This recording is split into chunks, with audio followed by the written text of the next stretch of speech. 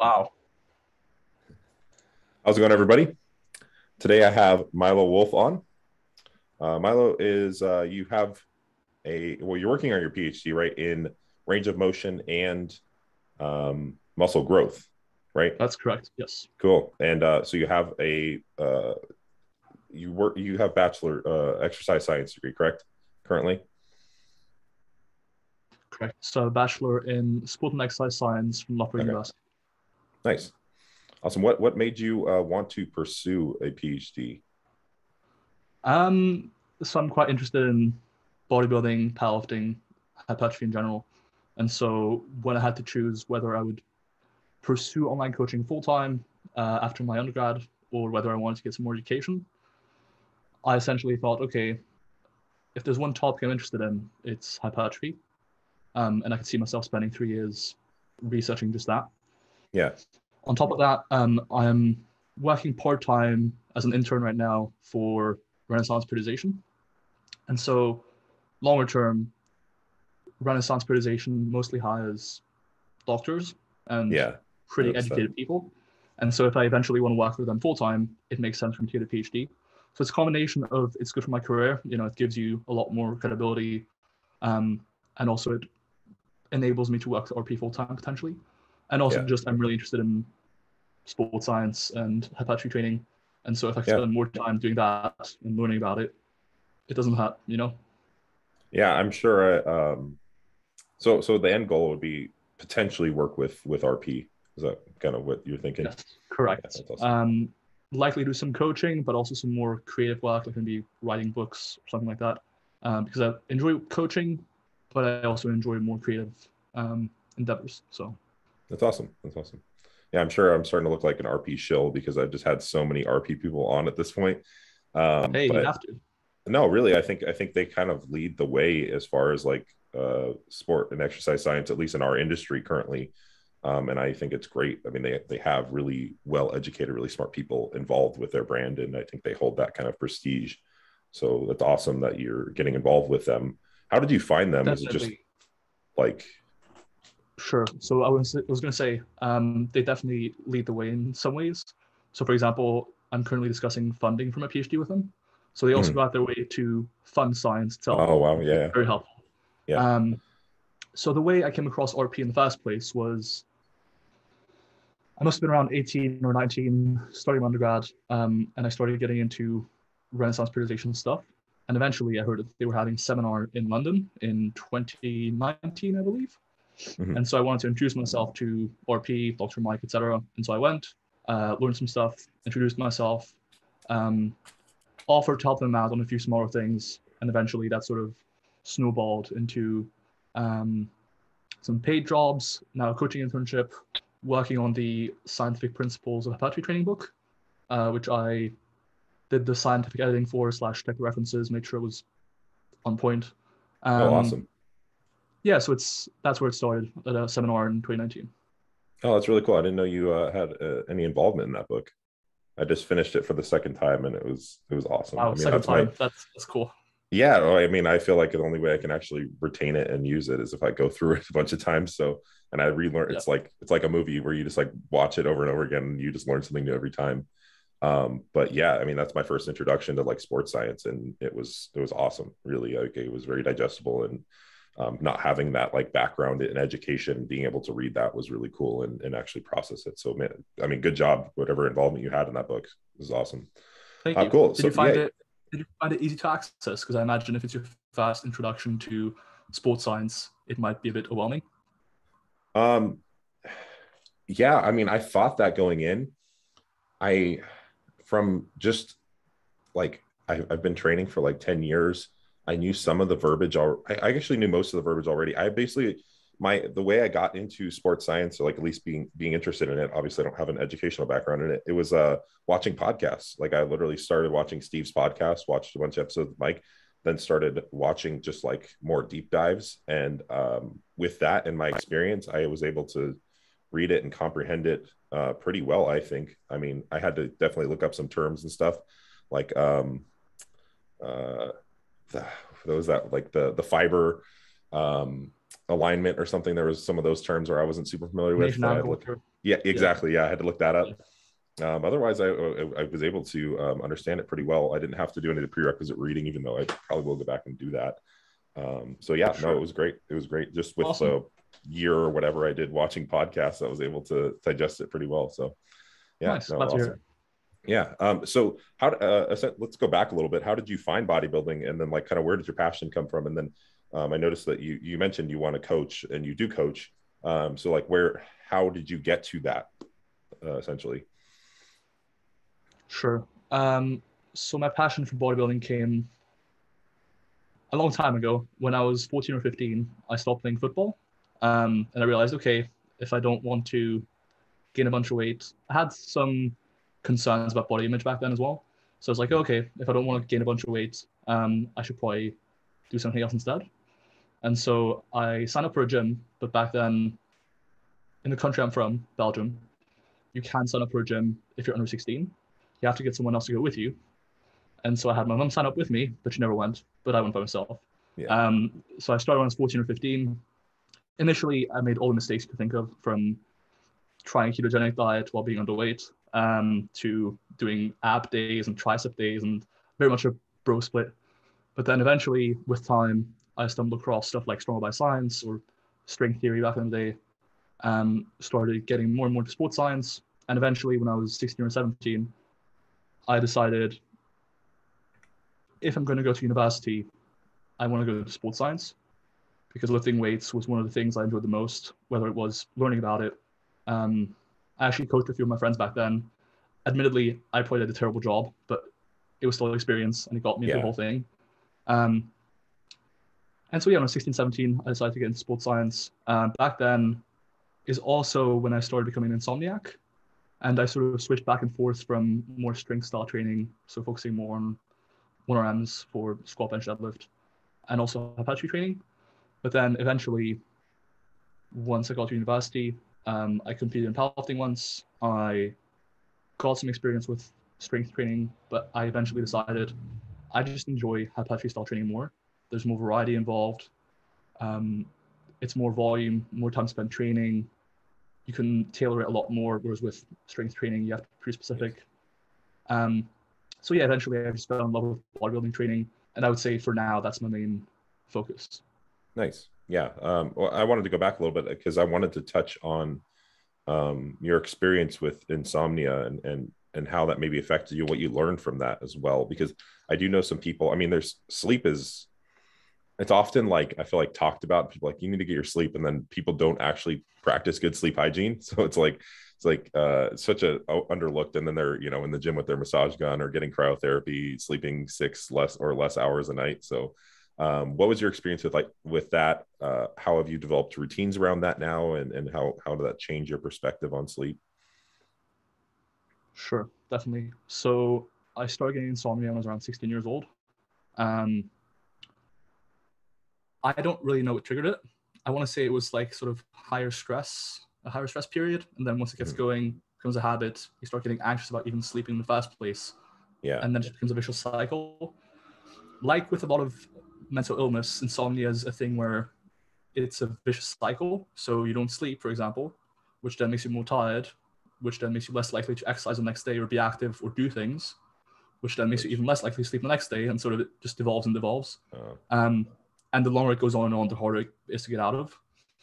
And so when I was 16, it started happening.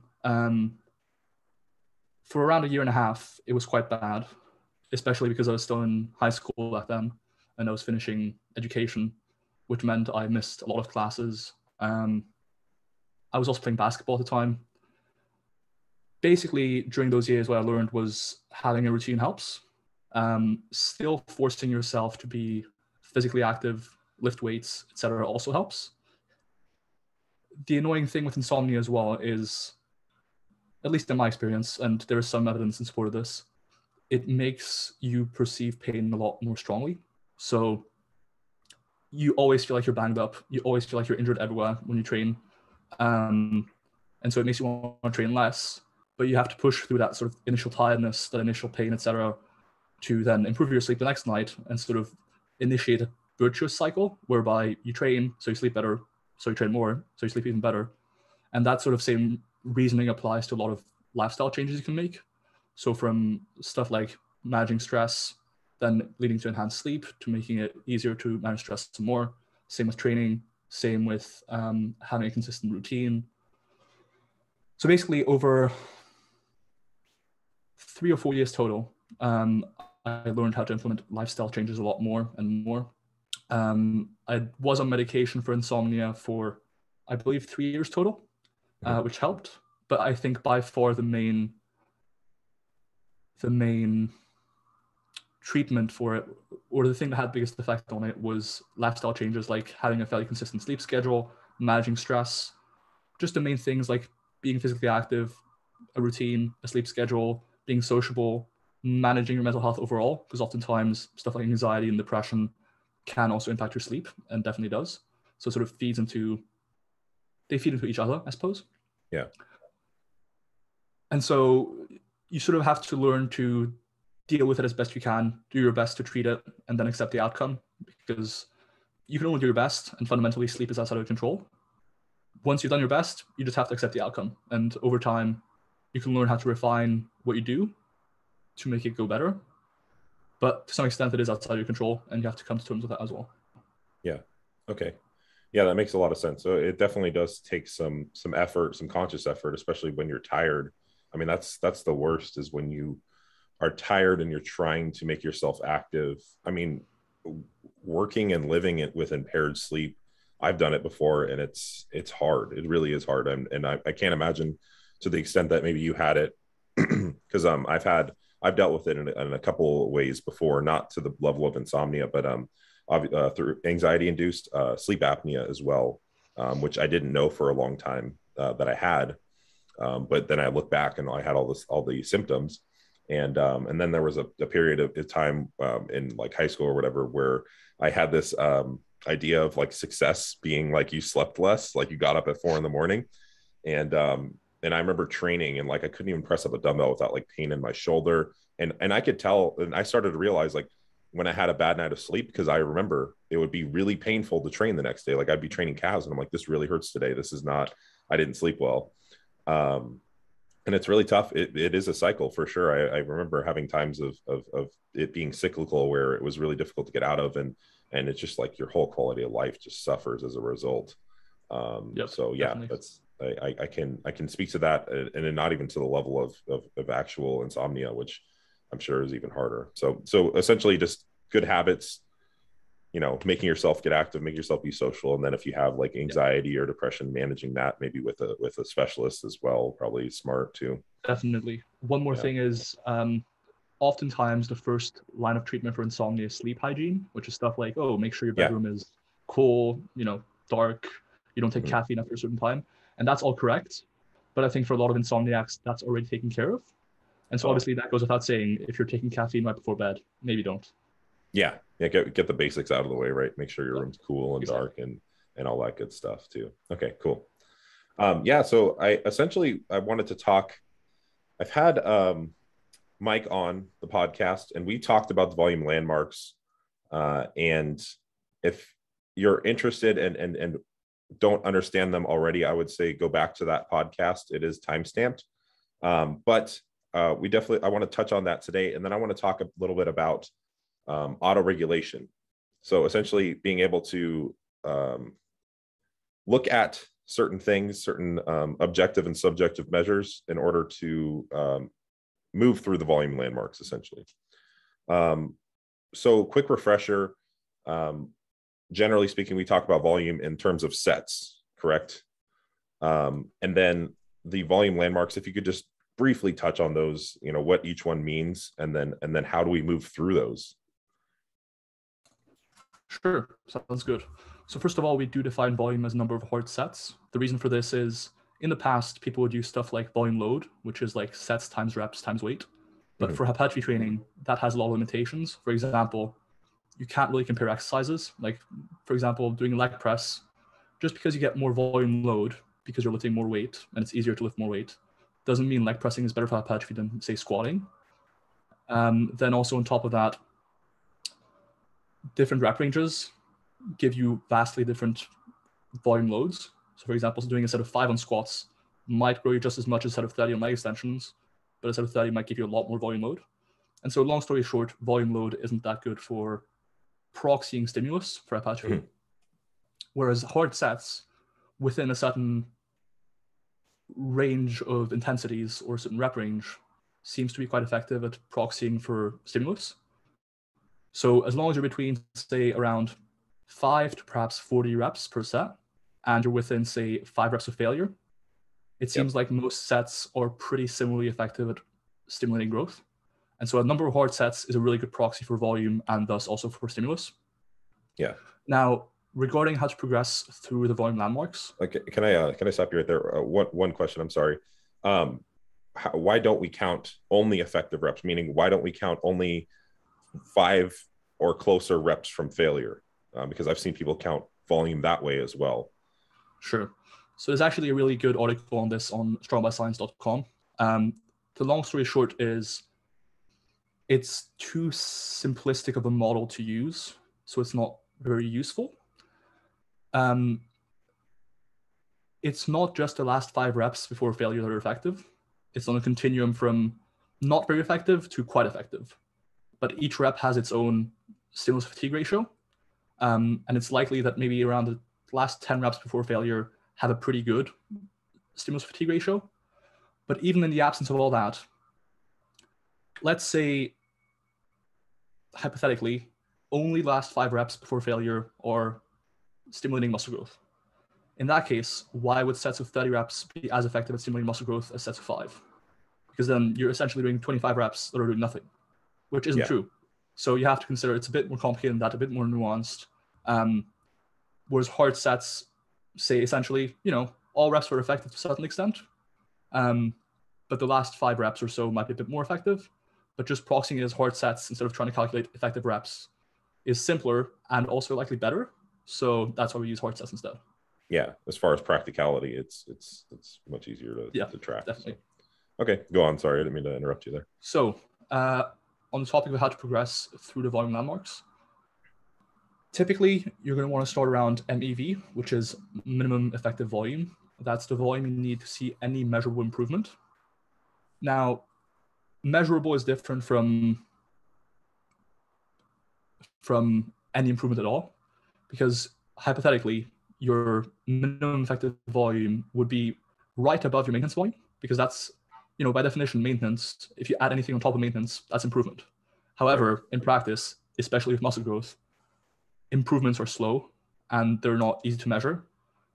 Same with strength. And so MEV is typically defined as the volume that gets you any measurable results. So perhaps an improvement in 1 rep max month to month, or perhaps an increase in muscle size month to month, that sort of thing. So that's where you usually start your mesocycle. The reason we start there and not higher is because MEV is quite low and thus doesn't really cause much fatigue accumulation and sets you up for a longer mesocycle. And the longer mesocycle is better as far as spending more weeks training hard, seeing results, etc. Whereas if you were to start higher, you would run into fatigue issues earlier, have less time to train before you need to deload, and thus see less growth overall. So you start MEV, and you also start higher reps from reserve, so farther from failure. Same reasoning applies here, where we have a lot of studies now where training farther from failure causes a fairly similar stimulus to training pretty close to failure. So say training 4 reps from failure versus training 1 rep from failure, they seem to cause pretty similar stimuli, whereas the fatigue they induce, is not comparable. Training closer to failure does induce a lot more fatigue. And so if you're starting a mesocycle and your concern is getting some stimulus while minimizing fatigue accumulation to set you up successfully for a long mesocycle, then it makes sense to start farther from failure with lower volumes to see some results. And then as you move on, and your body gets used to a certain amount of volume, for example, let's say you repeat the same week of training 10 weeks in a row. The first week, you might see pretty good results. But then as you become more trained and as your body becomes more used to a certain stimulus, your MEV actually increases. And so if you were to just train at the same volume all the time, you wouldn't see results. You'd have to either increase volume or take some time off of training or train less to allow your MEV to drop again. In this case, because you just started a mesocycle, taking some time off doesn't make sense, because otherwise you barely spend any time training and improving. So the only reasonable thing to do is to increase volume a little bit. And so week to week, you increase volume a little bit to stay above your MEV. And as you go closer and closer to your MRV by increasing volume week to week, you start running into more and more recovery issues. At the same time, because you want to see increases in weight on the bar and also increases in how close to failure you train. As I said, while training closer to failure does increase how much fatigue you impose, it does also cause a bit more stimulus. And so as you progress through the weeks, you want to increase the volume and you want to go closer to failure. Eventually, your fatigue is going to increase so much that you're going to have to deload. And so the week before a deload, it makes sense to reach MRV or perhaps even above it.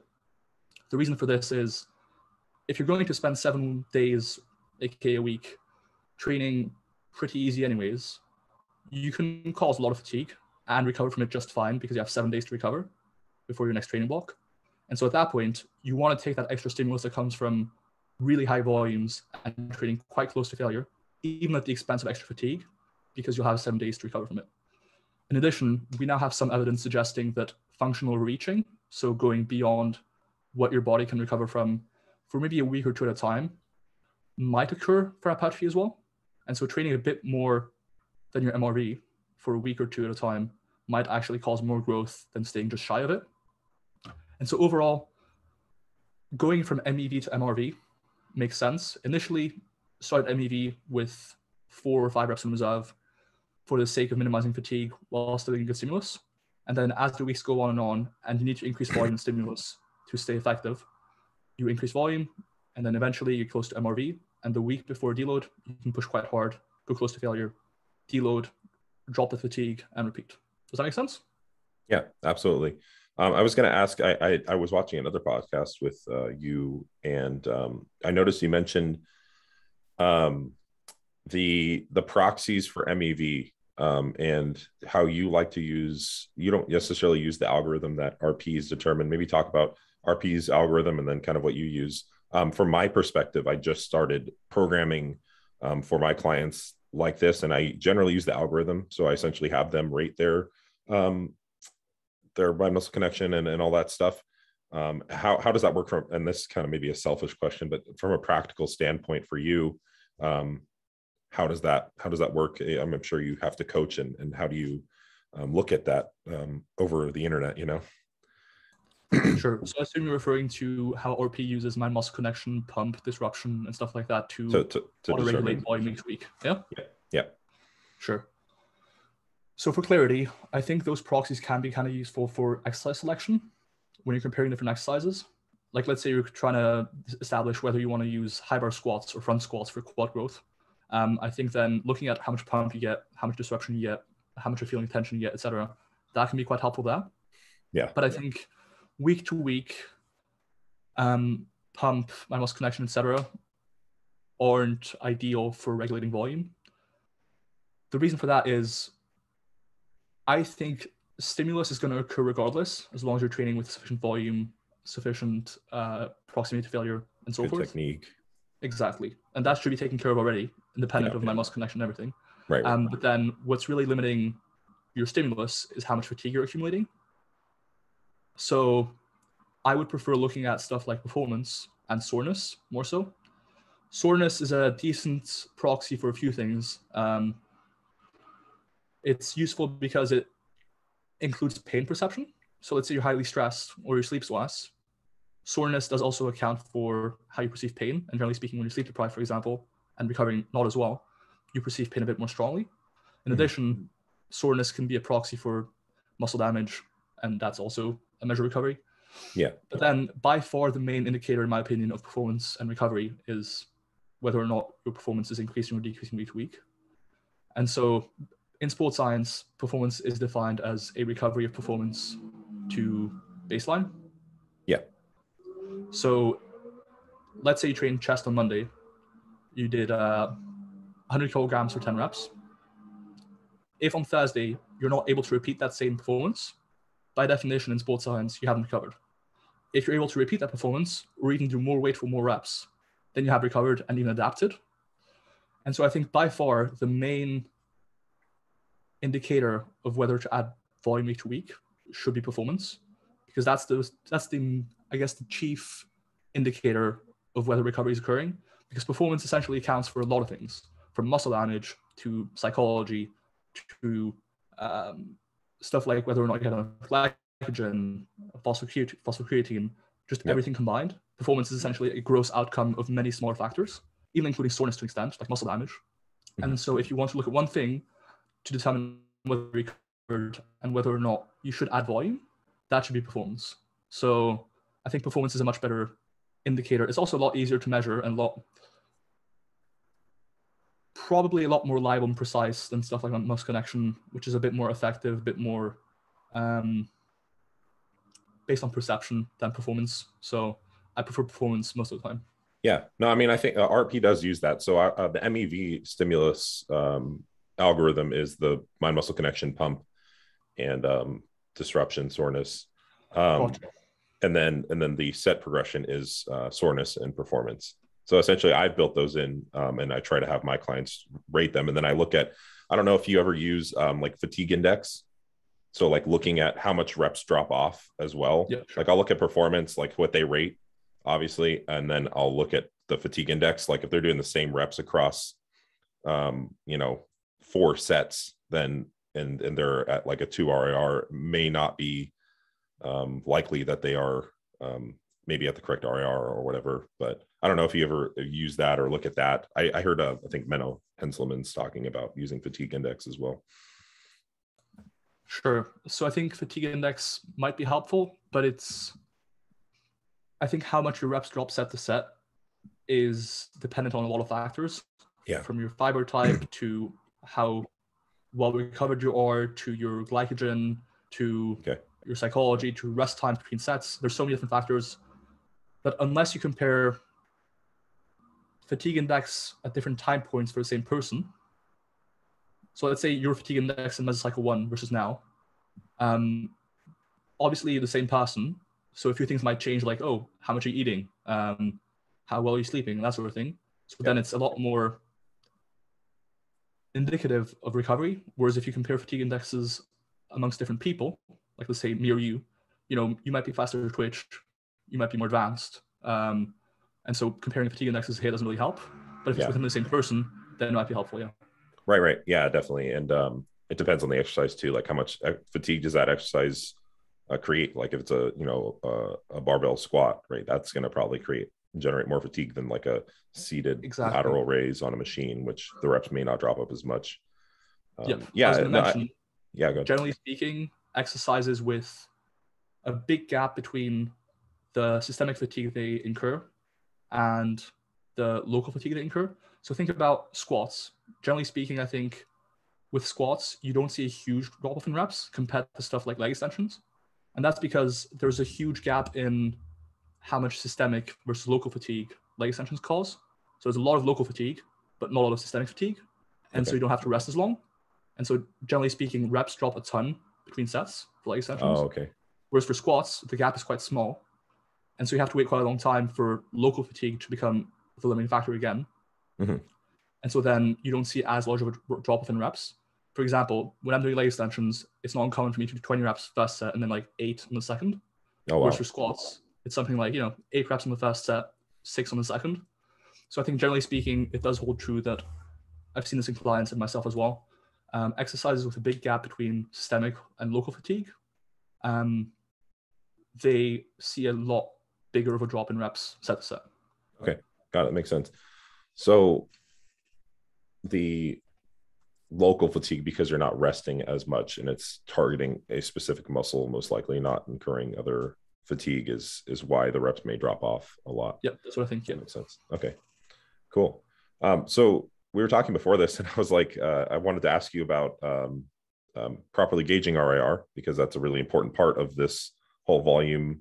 If you're not training with 5 reps in reserve, you're not using the correct volume load between, was it 35 and 80% of, or 85% of one arm? 30 to 85%. 30 to 85, yeah. Of your 1 rep max, and not caging, you're not within 5 reps in reserve for an intermediate to an advanced. But you could probably make an argument that a beginner could probably get away with a little bit less potentially than 5, but that's generally the area you want to stick around. But I wanted to talk to you about gauging RIR because it's something that I'm fairly new to. Like I definitely had, I've never, like I was using RPE a little bit when I worked under a Mountain Dog, but probably not accurately. And I was probably trying to vary every set.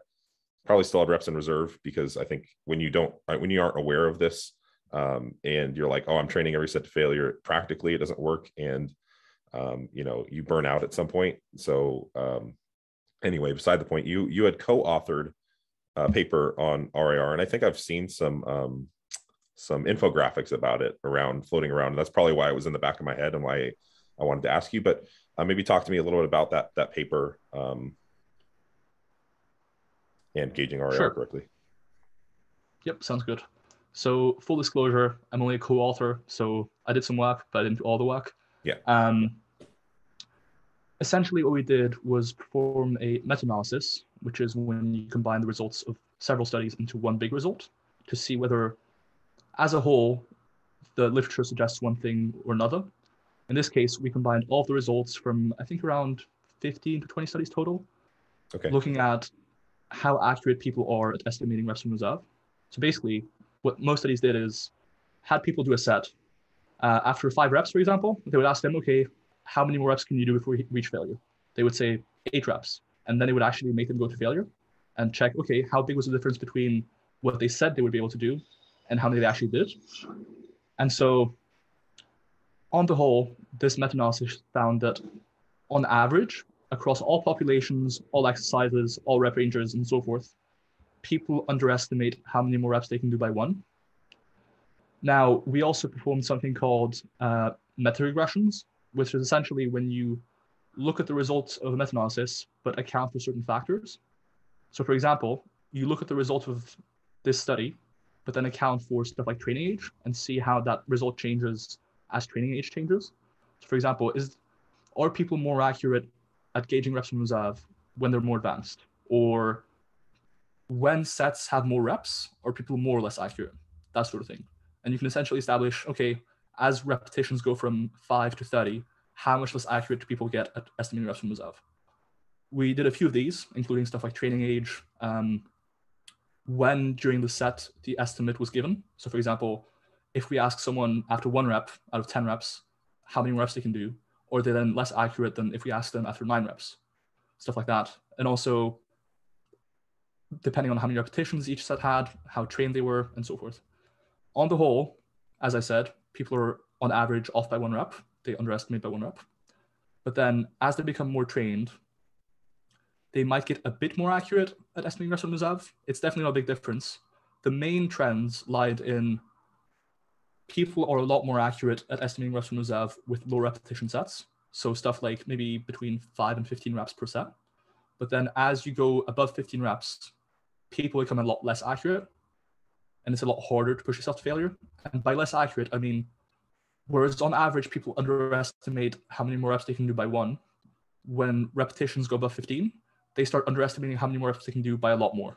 So instead of 1, it might go up to like 5 to 10. So they think they can do, say, 20 reps, when in reality, they can do like 30. And so one implication here would be when you're training with high repetitions, you probably want to push yourself a lot harder than you think you should. Whereas when you're training with low repetitions and heavier weights, you're probably pretty accurate at estimating reps from reserve, and you don't need to worry too much about whether or not you're training hard enough. Then another finding we had was, generally speaking, as when people were asked later on in a set to estimate reps from reserve, they were more accurate at predicting how many reps they had than if they were asked early on in the set, which makes sense, right? Like, let's say you're doing a set of 15. After 1 rep, do you really know how many more reps you can do? Not really. Like, it's 14 more reps. That's a lot of reps. Whereas if it's after 10 reps, for example, you have a much better idea because you've actually seen the bar slow down, you feel the tension a bit more, etc. So by and large, those are the main findings. I think they're very interesting findings because for years and years now, there's seemingly 2 camps. One camp thinks all powerlifters overshoot their RPEs constantly. No one knows how to use RPE. It's terrible. Everything's burning. We should really teach these powerlifters how to use RPE because they always overshoot RPEs and then claim it was a 7 when it was a 9. Yeah. And you have one camp which says no one trains hard enough. And those camps are seemingly always at odds. Like some people are like, oh, that was RP 5 when it was like an actual 9. But then some people complain about people overshooting RP all the time. And so I think this meta-analysis should provide some clarity saying, look, overall, people are actually pretty good at estimating reps from reserve. Generally speaking, as we become more trained and as the weights are heavier, you get even more accurate. But if you are training with pretty high repetitions, it probably makes sense to put yourself closer to failure than otherwise. I just like this paper because, again, it provides some clarity on a topic that a lot of people argue about, especially in trenches, where people are like, oh, not training hard enough, training too hard. And then we combine this with, nowadays, we have a lot of studies on how stimulating different relative intensities are. So whether or not, for example, training failure is better for muscle growth than training fibers from failure. So when you combine those findings, we can basically say, look, people are pretty good at estimating reps from reserve, but also, as long as you're training within around 5 reps of failure, the stimulus is pretty much taken care of. But as you get closer to failure, you might see more fatigue. That's about it. Right. Yeah, and maybe you recruit more a little bit more faster threshold motor units at the higher end. Yeah, it's really interesting that you say that now, because I've been following more powerlifters as of recently, and I noticed that that's kind of a joke going amongst that circle is the RPE. And I didn't realize that until you just said that. Like, it kind of clicked, like, oh, that's probably a thing where, like you said, they people assume that they overestimate their RPE a lot. And then, yes, correct. Like, I see that a lot with the people assume underestimating RPE in like the bodybuilding circle a lot too. There's the hardcore train to failure all the time camp, and that they assume that everybody's not training as hard. And it's difficult to like look at a video of someone and say like, oh, like they're at this RIR, because one of the differences I've heard talked about is like they may have more slower or faster twitch dominant muscles in that muscle group, right? But just kind of anecdotally, like watching some of the videos and some talking about, like looking at some of these guys who say they train all out, technical failure or even beyond failure, and you watch some of them and they'll end a set at like what probably looks like a 2 to 3 RIR a lot of the time. And it's interesting to see that, because maybe when you're not aware or even using an RIR RPE system, I don't know actually what really goes on. Do you have any guesses on why that may occur? Yeah, so I think you mentioned how powerlifters generally joke about overshooting RPE, whereas bodybuilders joke about people not training hard enough. I think that's kind of linked to culture as well, where bodybuilding has a fairly old culture and fairly like intense culture, whereas powerlifters is a much more recent culture, it seems like. And a lot of the powerlifters are new to the sport, and it seems a bit more broadly evidence-based almost. Right. And a bit more sort of analytical, calculated, whereas bodybuilding is still a bit more about, Arnold and all that. So I'm not sure if you've seen the whole Lyle McDonald RP feud that was going on a while back. I've seen some of it. I saw some of the memes or some of that stuff. Yeah, definitely. Yeah. Basically, that whole debate just speaks to how different people's failure points look different. Do we know for sure that, for example, Mike was training to failure? No. Can we ever know? Also no. Because again, even if bar speed slows down and you quote unquote fail a rep, it doesn't actually mean anything. Like, the only true way of knowing that you fail a rep is if you're, for example, like dead and you physically couldn't do one more.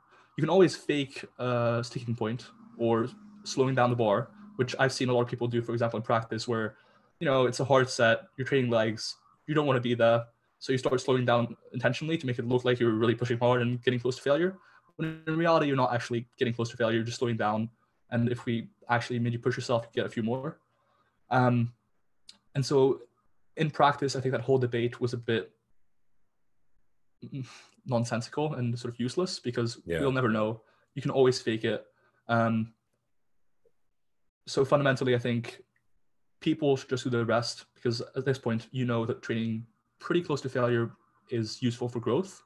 And so really, the only person you're doing a disservice by not doing so is yourself. So try your best and then see what happens, I guess. Yeah, definitely. I mean, I think just worrying about how hard you're training. I mean, I look around and I think it's kind of funny sometimes because of the like where a set is terminated. Sometimes it might be like, okay, like this guy's saying he's just destroying himself and he's talking about going beyond failure, and maybe there's it's not what's happening per se, especially when it's like, you know, even like 5 reps in reserve and you're just like, okay, that wasn't even challenging. You know, maybe using like facial expression too a little bit and, you know, whatever. Again, it's not objective and they could be right. But I think also just worrying about, you know, how, you know, where you're at, right, and kind of focusing on yourself and like maybe would you advocate for maybe someone who's new to this? Well, I don't know, because I've heard Mike talk about this, and he said that like for a beginner, maybe you just continue to add load or reps each week, and eventually they'll get there or get close to there, and then you deload. And then maybe for an intermediate or advanced, maybe testing at the end of a meso before a deload that you're maybe at that 0 just to make sure, hey, I'm gauging this correctly, because it does kind of look different across different lifts sometimes. Sure. So I think for beginners, because there's a very wide range of effective stimuli, like you can train quite far from failure and still see good results. The main consideration should be proper technique. I think they should lift as heavy as they can, as close to failure as they can, with good technique. With good technique, yeah. Obviously, that's constrained by, you know, not going to failure all the time, because then your stimulus fatigue ratio gets way out of whack and it's not good. But generally speaking, you're not going to go to failure as a beginner anyways, so that's not a big consideration. The cool thing is now, with the research I spoke about earlier, the people being studied in these, you know, in these studies aren't necessarily the type of people to train very hard. Usually they're, you know, slightly trained, recreationally trained, have been training for like a year, on and off. Yeah. You know, they're somewhat trained, but not trained by your standards, for example. And yet still, they're accurate at gauging reps in reserve. And they're likely not the type of people to go to failure often and to test themselves and to really learn how to fail. And so I don't think there's a need to go to failure to learn how it is. Can it be useful? Potentially, especially if you think someone's consistently poor at estimating reps from reserve. But I think on average, it's probably not necessary. So I think you could recommend it to certain people, but on average, I wouldn't necessarily do it. Yeah, I don't generally, especially generally, if I think someone's not there, I may say something, I may not. I may just start adding load and reps and then just extend their meso if I think it's like they're really not there, and just eventually they're going to get close to that. I'm like, okay, now we deload kind of thing. I noticed that because I am somewhat new, sometimes on that first week where I'm at 3 or 4 RIR, I used to overthink it so much. I'd walk out of the gym like, oh my God, like I don't know what I did. Like I totally undershot it, like whatever. I've kind of learned to just not stress about it too much. Like, I think the way I'm starting to approach it now is like, okay, I'm going to go in, I'm going to push, you know, relatively hard, but I'm not going to like, it's probably better to be a little more conservative than to go too hard, because it's harder to pull back when you go too hard. And it's easier to add, maybe a little more aggressively, in the following week. No, if you get there and you're like, okay, this is really easy. I don't know. What do you think about that versus, you know, because fatigue will accumulate faster essentially. Absolutely, I agree. So let's look at the pros and cons here. Let's say you undershoot how close to failure you go a little bit. Cons, maybe your stimulus isn't quite as good as you would have gotten if you went a bit closer.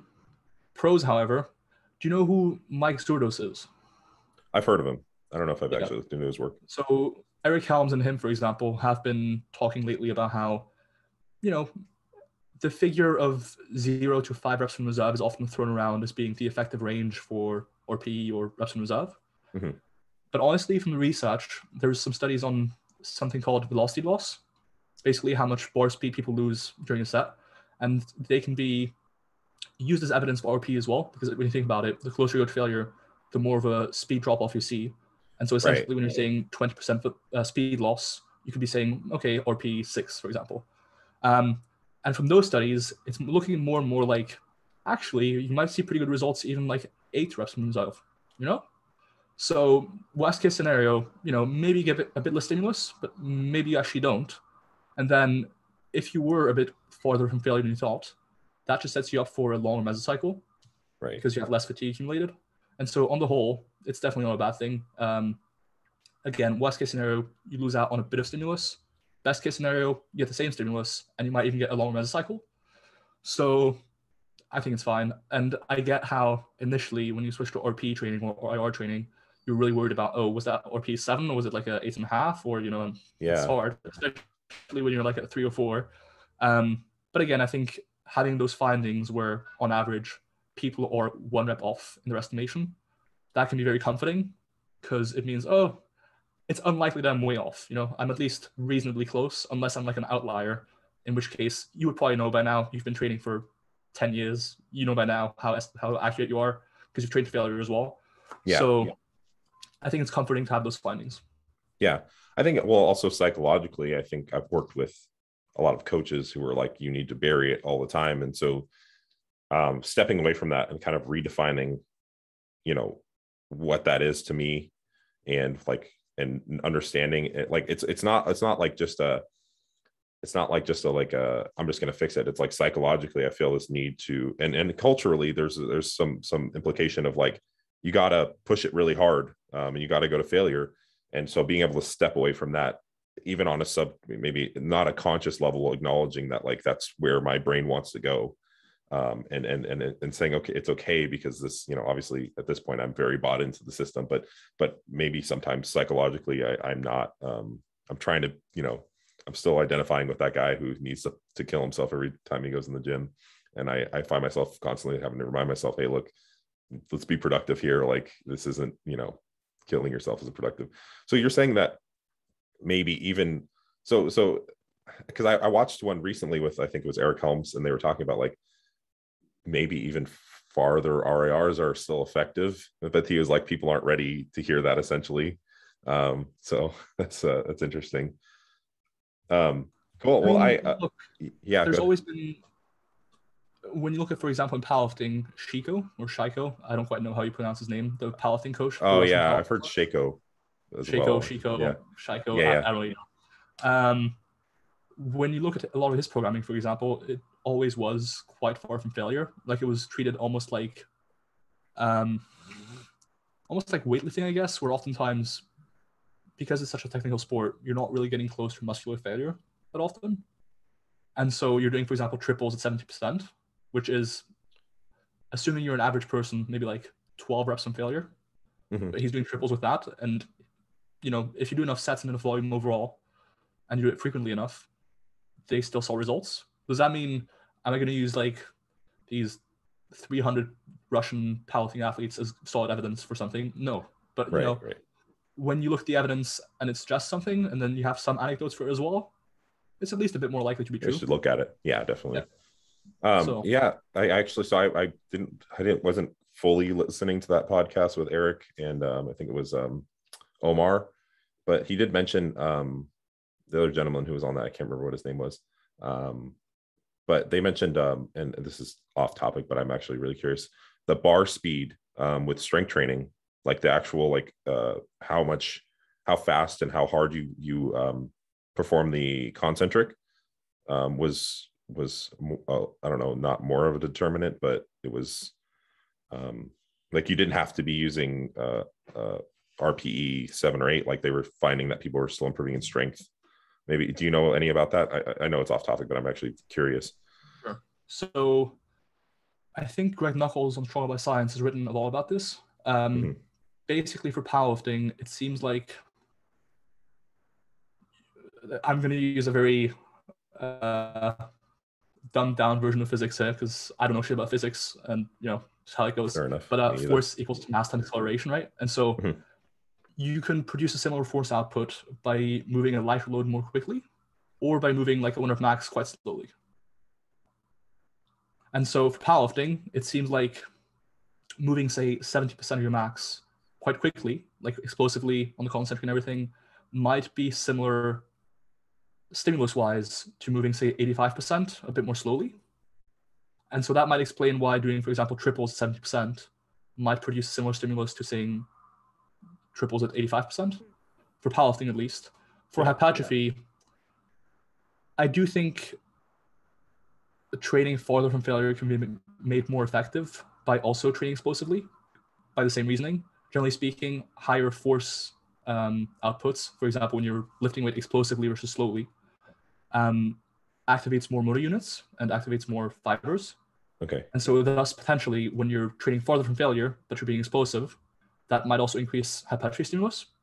And that would make sense in studies where they measure velocity loss set to set or during a set. Because in those studies, they generally do instruct participants to lift explosively as well. And so I think for powerlifting especially, lifting explosively makes a lot of sense because you essentially want to move everything as quickly as possible, even when it's heavy. Yeah. As long as technique is good and you're in a good position and it enables you to lift as much as you can. For hypertrophy, I think nowadays there's, broadly speaking, two camps. One is mind muscle connection emphasis, control tempo, that sort of thing. And then one is more of a lift explosively. It's going to maximize motor unit activation, fiber recruitment, that sort of thing. I personally fall more into the second camp because I think mind muscle connection is going to happen if you lift proper technique and sufficiently close to failure and with sufficient volume. You're going to get a mind muscle connection. Like, unless you're a complete beginner, you're going to get it. And so I think focusing more so on bar speed, making probably each rep a bit more effective, and also making sure that you're reaching sufficiently close to failure as well. Because I think if you're focusing excessively on my muscle connection and how it feels, that can detract from focusing on, okay, but I'm actually getting close to failure. Is bar speed slowing down? So generally speaking, I do advocate more for a bar speed focus versus a muscle connection focus for hypertrophy. Yeah. Okay. But I can see, again, there's not actually that much evidence for muscle connection empirically. So like literature-wise, there's been one study long-term during a program where people were told either to focus on bar speed or muscle connection, but it's been one study. And even then, that study didn't have particularly convincing results. And so I think for now, I wouldn't put a lot of stock into either approach necessarily. Okay. So maybe like like I actually heard, I think it was Eric Helms again, who's, or maybe not, someone else. Anyway, they were talking about focusing on my muscle connection, maybe actually decreased muscle activation in the target muscle. Like when people try to focus on their lats, the motor unit recruitment in the lats decreased actually. Yeah. So I've heard that before. So that could definitely happen. One thing I'll caution against here, which isn't talked about at all, because a lot of people like to use EMG.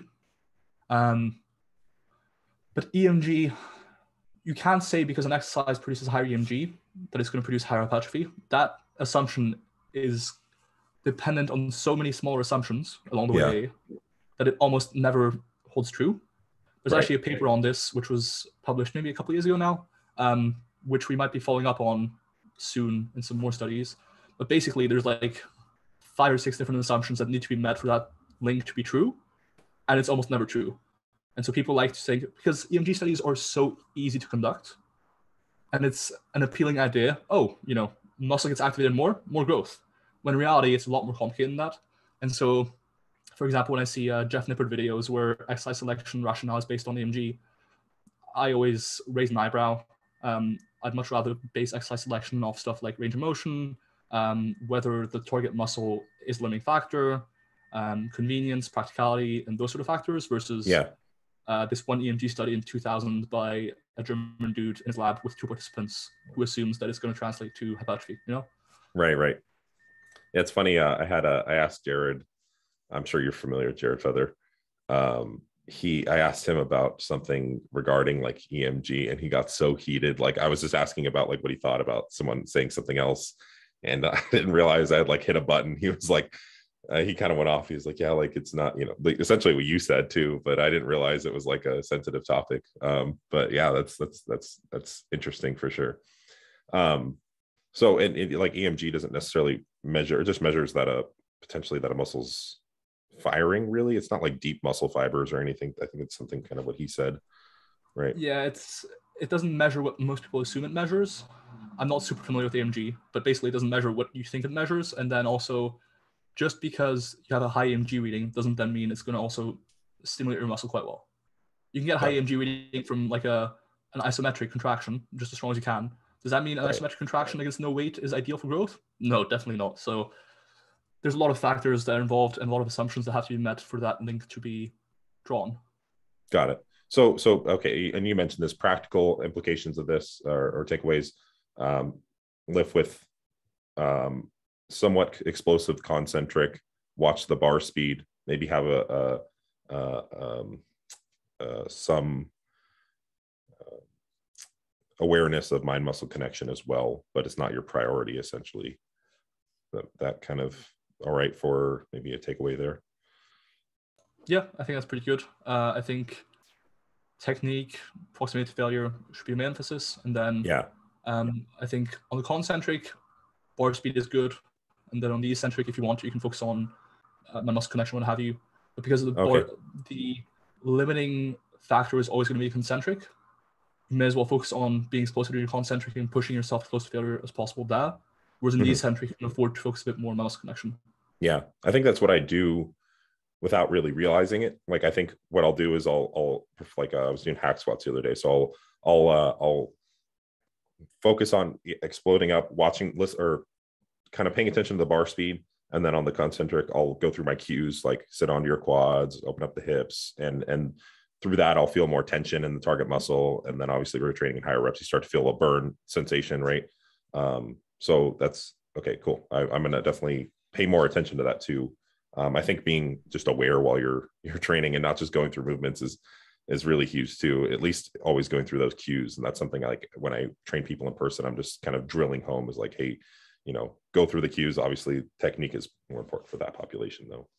Anyway, I'll get you out of here soon. I wanted to talk a little bit about your prep really fast. I noticed we're kind of coming up on an hour here. You lost weight on vacation. How did you do that? And that is correct. And then kind of what's the goal with the contest prep when you have a show and all that? Sure. So I've been prepping for, in some way for like 13, 14 weeks. That's when I decided, okay, this is the show I'm going to compete at. Okay. So in total, I'll be prepping for 23 weeks or so. Mm-hmm. Now, when I started prepping, I wasn't really sure when my show would be. So I started cutting quite early. And also it's my first time actually competing. Oh, wow. So, I didn't know that.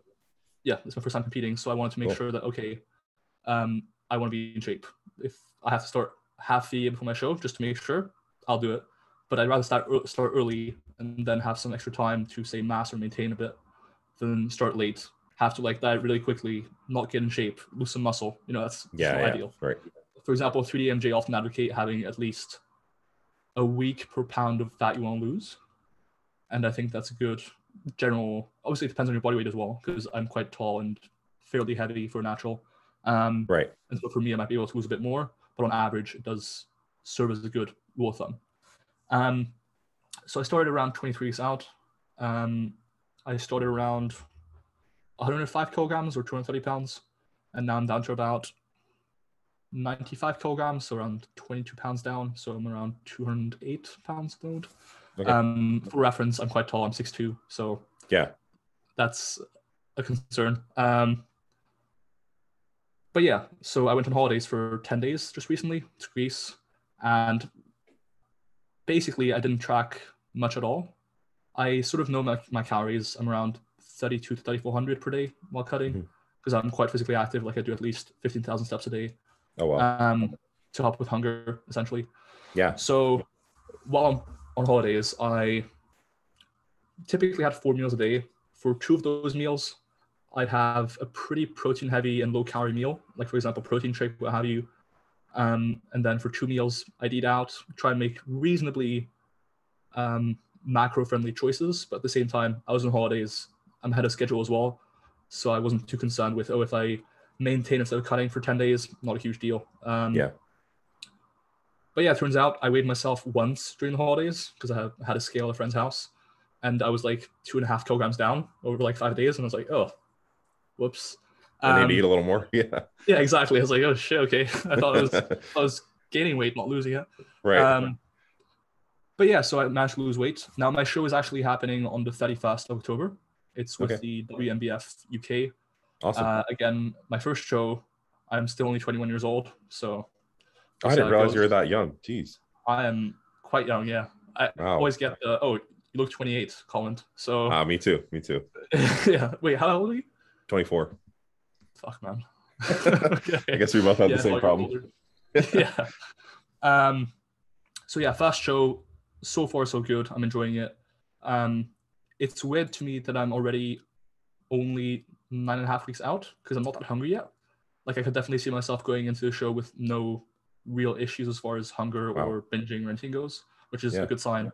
But at the same time, I'm very conscious that for my off season, I'm gonna have to spend some time building a lot of muscle.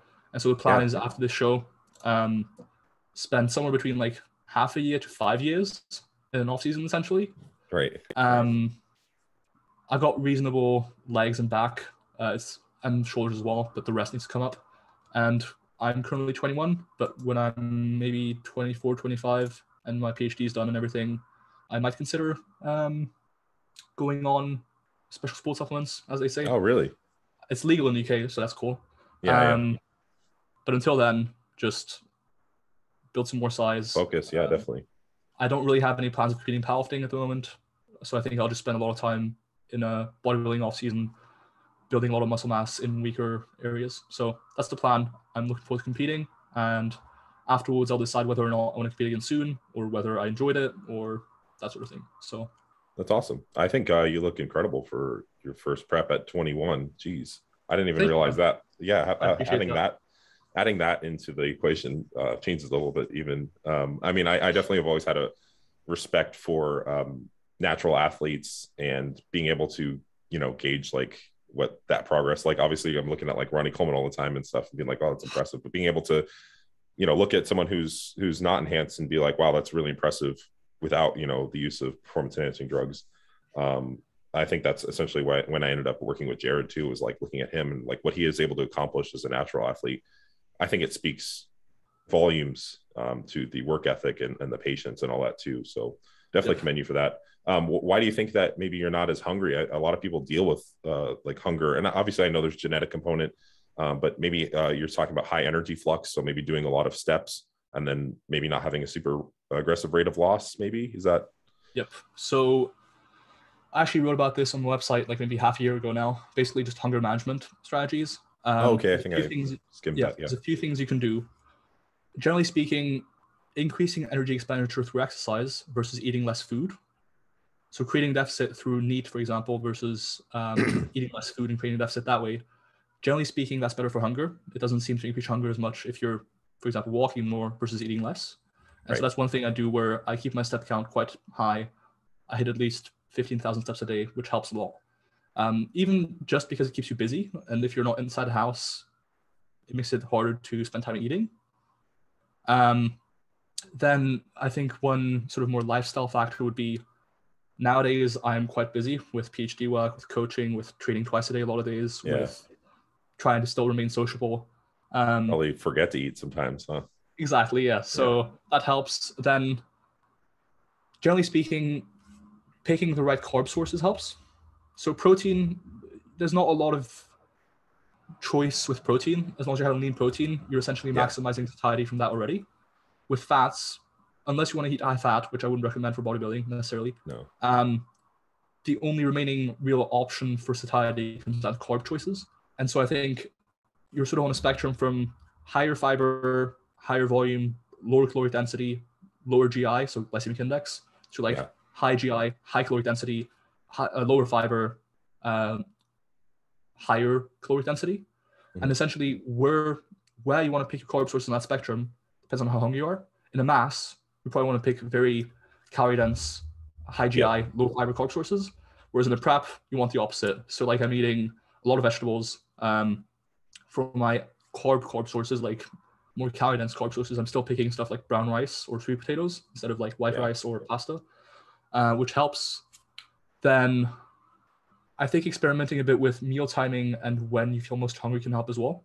For example, in the morning, because I have caffeine and stuff, I'm not as hungry. Whereas in the evening, when I have more free time, I'm not working anymore, I kind of want to eat more. And so having more voluminous meals at that point, like having a big salad, for example, like Matt always used to do in his YouTube videos. Yeah, I remember those. That can help. One very weird tip that I haven't actually spoken about ever before, I think, not publicly at least, because I fear that I'll be ashamed for it. So a lot of people are, to an extent, lactose intolerant. Okay. And when you check the symptoms of lactose intolerance, when you eat lactose or dairy in general, it's stuff like nausea and sort of bloating and stuff like that. Oh, and no. personally, this is going to sound weird, but I find it helpful to have like a fairly high lactose meal because it keeps me full on low calories, just because I feel pretty like bloated and nauseous. Yeah. And so I think during prep, when, for example, I'm having fat-free yogurt in large quantities, it actually helps with hunger to an extent. Yeah. So yeah, I think those are the main things. Stuff like mindful eating, so making sure you actually taste your food, making sure you're not just swallowing it without chewing. Right. I usually only use those if I'm very hungry, because I like to watch shows or what have you while I'm eating. So if I'm really hungry and I know, okay, hunger's an issue now, I sort of just sit down and focus on the food. Yeah. So it's sort of like a more flexible approach where with food, generally speaking, you prepare it in advance. So you can't just make it up as you go. But with mindful eating, you can sort of tailor it to how you're feeling and auto-regulate essentially. I would say those are the main things. Again, having a fairly slower rate of weight loss is helpful because, again, I started my prep when I was like 22 weeks out. Whereas if I started like 12 weeks out, like a lot of people do, then I would have to lose weight quite quickly and I probably wouldn't be able to do it. And in general, so I mentioned before I was on medication for insomnia. And that medication was called, in England at least, mirtazapine or Remeron, I think, in the US. Okay. And that is an appetite stimulant. And so one decision I made before starting this prep was come off the medication, which has helped with hunger as well. So I guess one final thing as well is manage your stress, manage your sleep, because those both play into hunger. Also how much free time you have. So those play into lean body mass retention as well. So that's a huge thing too, which in turn leads to hunger as well. But absolutely. Right. But yeah, so those are the main things. So far, so good. I think I'm pretty good at starting myself. Yeah, that's awesome. Yeah, I've only done one diet where I had a normal rate of loss. Every other coach has gotten me super aggressive, and it was a diet that I controlled, and it was awesome to not have to experience crazy hunger for once. So I'm really looking forward to my next prep. I'm in that space where I've taken a long time off, and so I'm man, how many years since I competed? 6 now.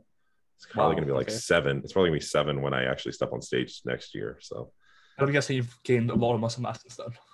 Yeah, I competed at, was I 190? Enhanced. I was enhanced. But I competed at 190 at like 5'11". And I probably wasn't as lean as I could have been. And I'm 250 right now. Probably in this off season at like 265 maybe. So we'll see. I'm excited. I took a long time off because I just wanted to stay focused, and I enjoy the process so much. So that's kind of where I'm at. Yeah. Awesome. All right. Well, I'll let you get out of here. Thank you for staying on so long, man. I really appreciate it. Thanks for having me on. It was a pleasure. Yeah, definitely. This was a great talk. I mean, I could talk to you for hours about this. I'm like trying to hold back questions right now, but where can people find you? Do you have any spots for coaching, or how does that work on your end as well? Sure. So you can find me on Instagram at Wolf Coach. So Wolf is my last name. I get that question a lot. Why am I called Wolf Coach? Because it's my last name. I saw that. So yeah, Wolf Coach on Instagram. I have a website called wolfcoaching.net where you can find stuff like coaching and past blog posts about stuff like contest prep. Now with coaching specifically, I started an internship with Dr. Mike around July time. And basically since then, my coaching spots have been filled up. I've got quite a long waiting list. So if you're happy to put down on a waiting list for a few months or a few weeks at least, I can put you down and I can get in touch afterwards. Yeah, that's about it. In the meantime, a lot of my time is spent focusing on PhD as well. So I don't have that many coaching spots. But once I finish my PhD, which hopefully should be within, I'm going to say half a year to a year, if I really set a mind to it. Afterwards, I likely have a lot more spaces for coaching. So, stay tuned. Awesome. Yeah, man. Good luck to you. That's really big. You know, I know that takes a tremendous amount of work. So really good luck. That's going to be, I think it's a huge accomplishment, especially at your age too. So, all right. Well, I appreciate you coming on, and keep in touch. I would love to discuss some of this stuff in the future too. Definitely. Thanks for having me. Yeah.